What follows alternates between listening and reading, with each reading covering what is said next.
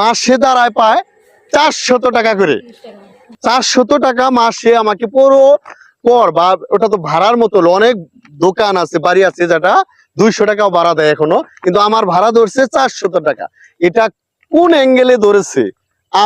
আমাদের জমিন আমরা কিনেছি সরকারি সবকিছু দিয়ে ট্যাক্স ব্যাট, কিন্তু পৌর কর যদি আমার 4000 টাকার উপরে দিতে হয় প্রতি বছরে, তাহলে আমরা কিভাবে বাঁচবো? এটা কোন ধরনের নিয়ম? এটা এরকম একটা রাজনৈতিক প্যাচ হয়ে গেল না।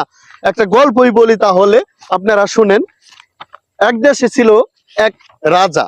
রাজার তৎকালীন সময়ে রুটির ব্যবসা অনেক জমজমা ছিল। এই যারা রুটির ব্যবসা করত তারা এক ঘাইমো 20 বছর 30 বছর করার পর রাজাকে বলল, রাজা মহারাজা আমরা এই রুটির ব্যবসাটা আমরা একটু বৃদ্ধি করতে চাই, দাম বাড়াতে চাই। রাজা বলল যে কেমন? আমরা 50 পয়সা মানে 8 আনা করে আছে, আমরা 100 পয়সা করতে চাই, 1 টাকা করতে চাই। রাজা বলল চুপ থাকো, আমি যেটা বলবো সেটাই করবেন। কয় কেমন? রুটির দাম করবে 2 টাকা। ধমকিয়ে ভয় পেয়ে গেল প্রজারা, যে কি বলে মহারাজা, কি বলে, এটা কি আদৌ সম্ভব? পাবলিক তো গণপিটুনি দিবে। কিন্তু বলে তোমরা চুপ থাকো, সবই ঠিক থাকবে। তো সেই প্রথাটা ঢোল পিটিয়ে দিল।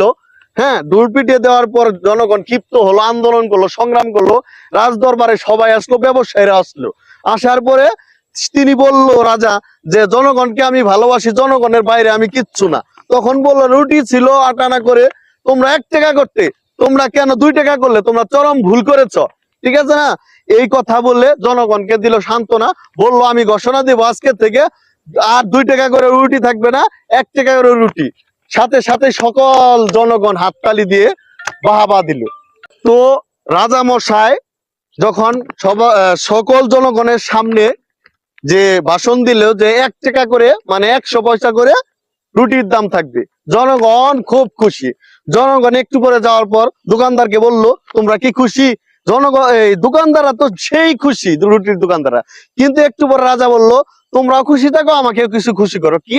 তোমাদের টাকা ছিল 50 পয়সা করে, 1 টাকা করে দিচ্ছে 100 পয়সা, আমাকে দিবে 20 পয়সা, তোমরা নিবে 80 পয়সা প্রতি উঠিতে। তাহলে রাজার কি 20 পয়সা লাভ, কোটি কোটি টাকা বিজনেস, জনগণও খুশি, হাততালি, রুটি আল্লাহ খুশি। এই হলো আমার বাংলাদেশের সিস্টেম। এবং কি পৌর কর এটাই করছে। এই যে এখন আবেদন করাইছে আমার 2209 টাকা গেছে, আবেদন করতে 30 টাকা গেছে, ছবি লাগছে 2 কপি 30 টাকা, আরো ফটো কপি লাগছে, এগুলা টাকা গেল। এখন আমার এটা আবেদন করার পর এই যে 4112 টাকা এটা কমিয়ে আনবে মিনিমাম হয়তো 1000 টাকা। তাহলে কি হলো? রাজাও খুশি, প্রজাও খুশি। এ কেমন রাজনীতি? এমন রাজনীতিকে আমি নিন্দা জানাই। আপনারা কি বলেন? অবশ্যই কমেন্টে জানাবেন।